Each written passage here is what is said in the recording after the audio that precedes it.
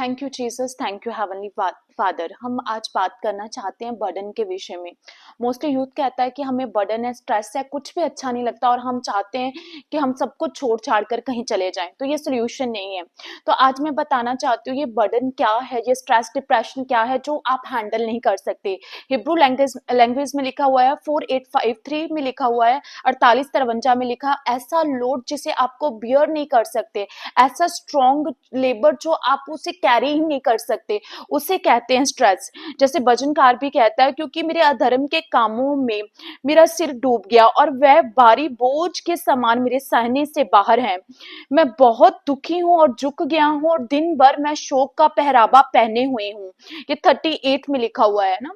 तो सच में ये ऐसा बोझ होता है, वो ऐसा नहीं होता कि दिन में कोई कई लम्हे होंगे कि आपको स्ट्रेस होगा। कई लोगों को ऐसा स्ट्रेस होता है वो दिन भर उसे भारी लोड को अपने ऊपर कैरी करते हैं और नहीं पता कैसे बाहर आए। आज मैं बाइबल के बीच में से आपको बताऊंगी कि कैसे आपने बाहर निकलना है। सबसे पहले तो आपने उस चीज को एनालाइज करना है। सोल्यूशन है इसके 3 पॉइंट है। सबसे पहले किसी भी सिचुएशन में हो, मान लो कि आप अनमैरिड हो, आप मैरिज करवाना चाहते हो, कोई रिश्ता नहीं आ रहा, या फिर आप अपने करियर में आगे बढ़ना चाहते हो, जो मिनिस्ट्री कर रहे हो आप आगे बढ़ना चाहते हो, एनीथिंग, आप मैरिड हो, आपका बेबी नहीं हो रहा, एनीथिंग, आपने उस सिचुएशन को रखना है। जब कोई सिचुएशन बिगड़े तो सबसे पहले क्या करना है, ईमानदारी से एनालाइज करना है कि ये सिचुएशन ऑलरेडी मेरी लाइफ में है, तो पता लगाओ कि इसके साथ और मेरे साथ बुरा क्या हो रहा है। इस सिचुएशन को बार बार मैं सोच रही हूँ तो मेरे साथ बुरा क्या हो रहा है।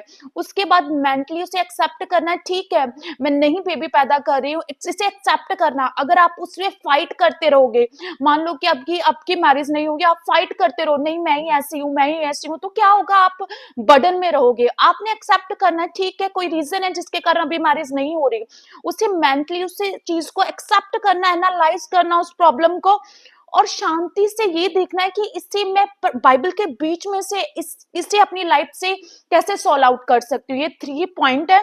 तो मैं आज आपको अपोस्टल पॉल की एग्जांपल देना चाहती हूँ। यू नो दैट जब वो स्टार्टिंग की उन्होंने मिनिस्ट्री में, तो बाइबल बयान करती है कि वो लोग उन्हें पकड़ना चाहते थे, तो उसने माइंड बनाया कि मैं इस चीज से निकल कर मैं आगे के एरिया को प्रचार करूं।